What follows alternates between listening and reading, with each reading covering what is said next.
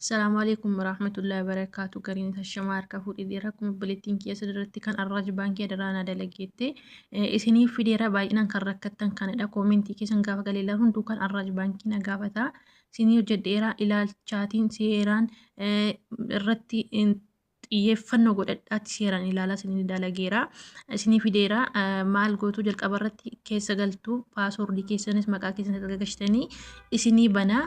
Sanaa booda gisee isinii badii keessa galtan maal gootuu gara gadi kan tiransfer jettu jirtu elashee qastii gara gadi garagaltee jirtuuf ol garagaltee jirtu irratti isinii marsama amma elashee kana tuqxu jechuudha. Ishee irratti marsamii sana gisee tuqxanii eessa isin fidaa as keessa isin galchaa jechuudha. Amma wanta akkaawuntii jira Arraaj baankiin jira latti isinii marmaa jechuudha ofiisaayyuu ila Arraaj baankii jira. Arraaj baankii jechuun Arraaj baankii irraa gara Arraaj baankiitti erguuf isinii intini jedha jechuudha. Lookal baankii jechuun immoo gara barbaadan akkaawuntii gara barbaadan Arraaj baankii STCs bakka wanta isin intini jedhu irratti erguu dandeessu jechuudha. Ani amma kan lookaalii isiniin hojjedha jechuudha kan akkaawuntii barbaadanitti ergitan. Sanaa booda gara gadii adanii kan jettu jirti asheetti marsamtee kana keessa galtuu jechuudha. Sanaa booda maal isin fida jalqaba irratti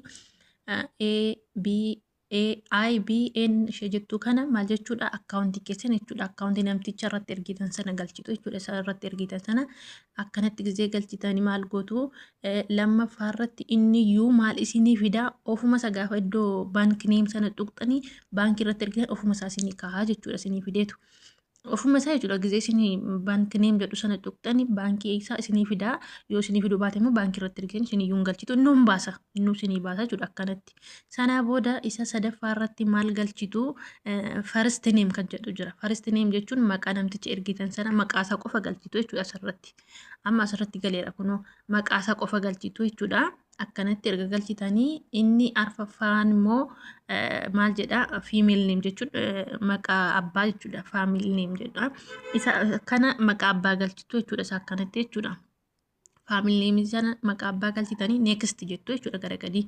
Gisee next jettan eessa isin fidaa akkanatti ofiisaayyuu akkanatti qixeessee maal fide sitti maqaa abbaas argixanyaa ta'a isiniin jedhee akkaawuntii isaa isin tuqxanii argixanyaa arga taatanii booda gara gadii ishee next jettu sana tuqxu jechuudha. Erga argixanyaa taatanii maqaa namticha akkaawuntii isaa arga tikkilii ta'uu bartanii next ishee jettu kana tuqxu jechuudha. Isin next ishee jettu tuqxu jechuudha.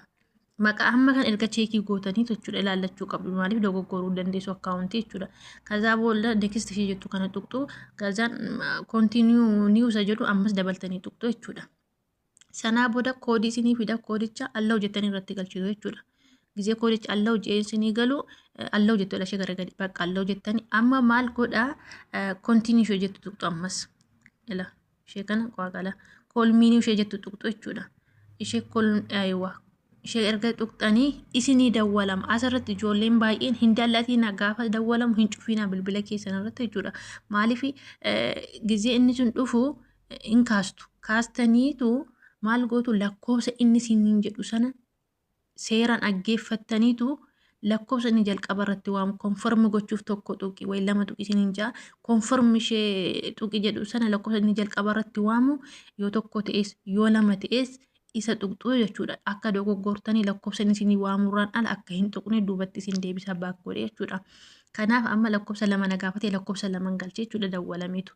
Lakkoofsa lama erga galee booda eessatti isin deebisa bakka iddoo birrii sanaatti isin deebisa jechuudha. Kunoo continue ishee jettu tuqxu jechuudha. Gisee continue jettanii ofiisaayyuu deebiseetu kam iddoo kam isin geelcha as iddoo birrii akkaawuntii namtichaa isin gasa make to transfer isa jedhu kana make a transfer isa jedhu tuqxu jechuudha ishee gara gadii kana jechuudha.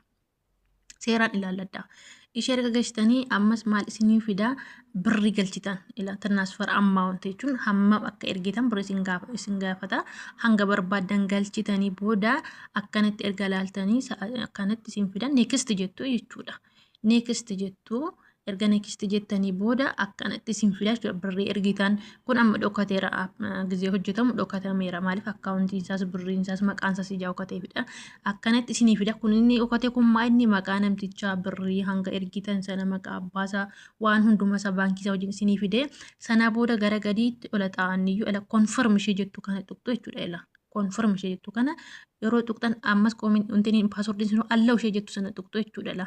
allow ishee jettu erga tuqxanii booda maal isinii fida successfully transfer send successfully jedhee bakka ergameera jedhee sheerii gochuu barbaaddan ilama kun ergameera yoo barbaadan screenshotii gootoo barbaadan ta'e immoo sheer ishee jettu kana tuqxaniitu nama erguu fi barbaadan maal gootu sheer ishee jettu kana tuqxanii gara olii mataarra kan qastii wayii jirtu qastitti ela kun amma sheer gaafatan akkasiin isinii fida qastitti ishee gara olii sana tuqxuu jechuudha la. Qastitti ishee gara olii sana gisee tuqxanii gara misii fuudhee deema gara waatsaappii gara immoo gara teelegiraamii wanta isin barbaadan irratti erguu barbaadan isinii ka'a seendi gootu akkanittidha seeraan ilaalladha.